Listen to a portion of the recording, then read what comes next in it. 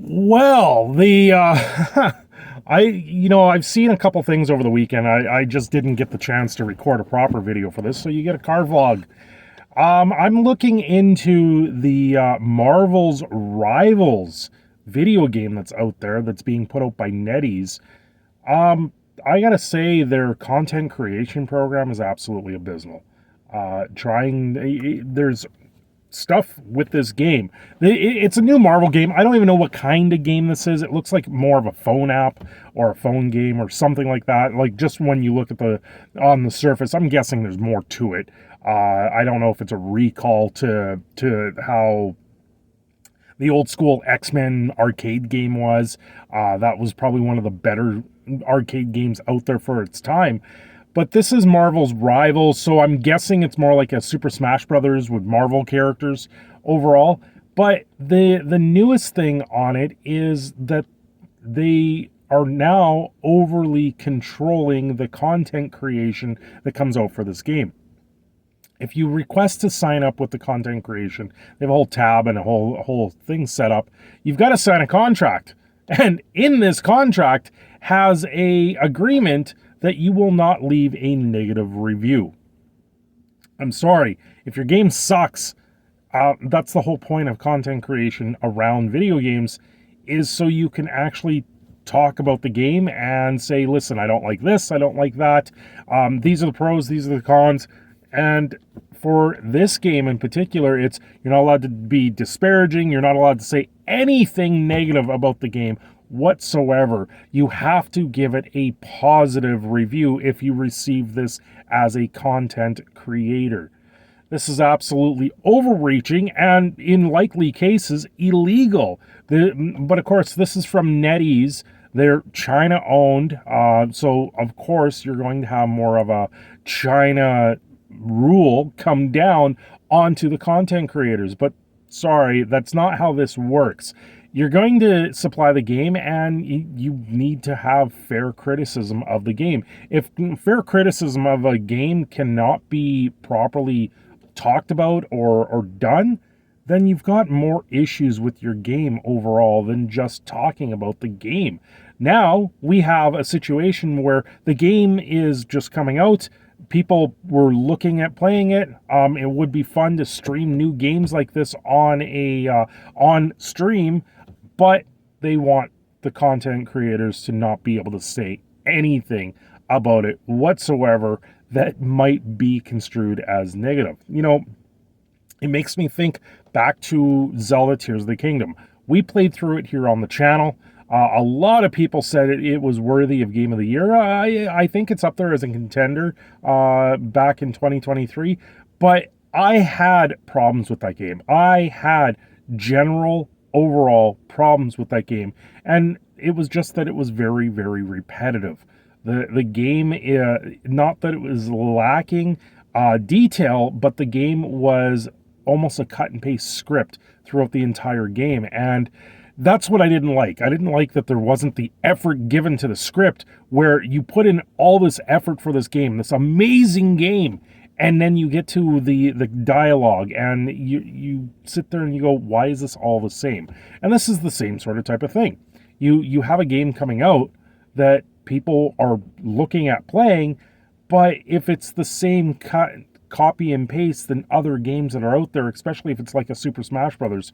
We've seen this done many times, and we've seen it done and fail over and again. And you have to sit there and go, well, now what's makes this game stand out? You're always going to be comparing games and other creations towards the predecessor of those games. You're going to have something else to always look at.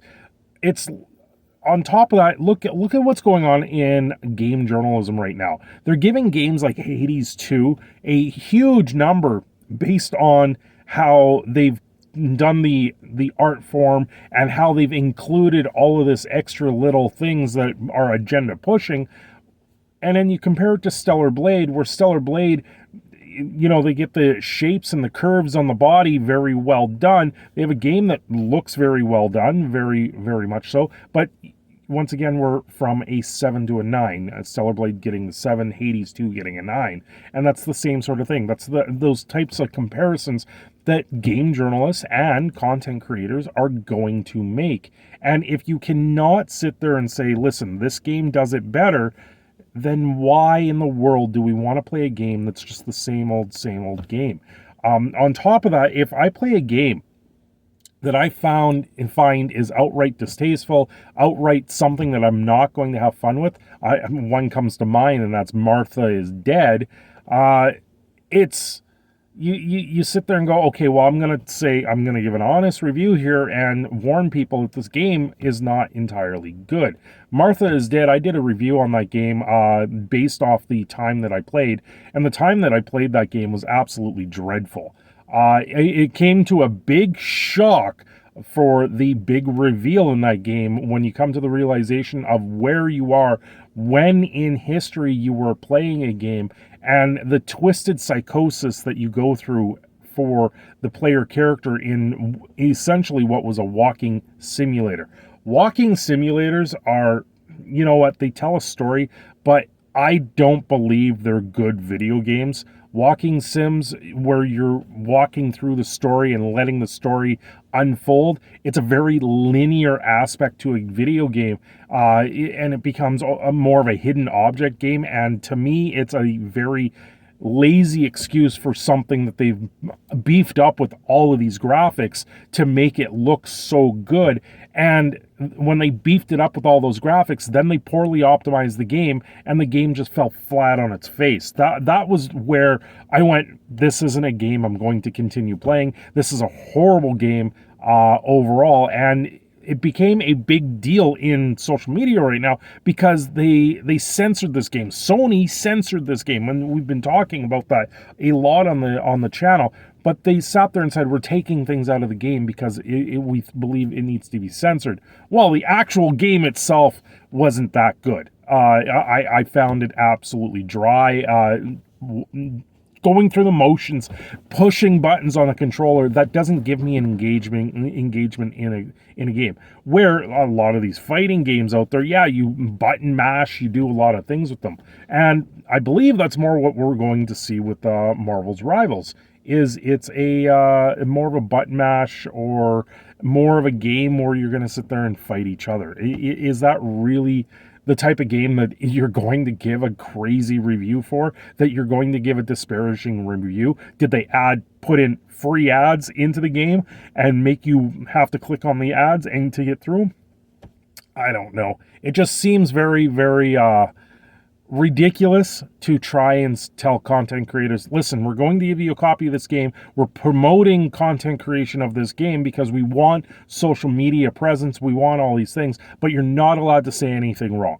You're not allowed to tell us that the game has bugs. You're not allowed to tell us that the game is dreadful to play. You have to tell everyone out there that you got this game for free and it's an amazing game. No, that's not how this works. That's not how content creation works. That's not how reviews work. And if that's the case, then maybe you should go back and do the Access game journalists out there where they're only giving positive reviews. It's absolutely ridiculous that this is the way that the industry works in that matter. If you give a game a bad review, suddenly you get blacklisted instead of it being general criticism over it overall.